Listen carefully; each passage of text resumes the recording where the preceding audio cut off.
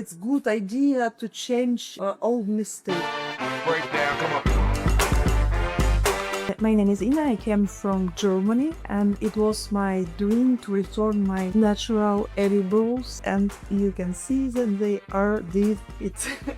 It was hard for me because maybe 20 years ago I did a tattoo, and it was several times, and in one time I used to realize that I don't have any hair on my eyebrow, and it was my complex. But it's great that sometimes we can manage our mistakes that we did.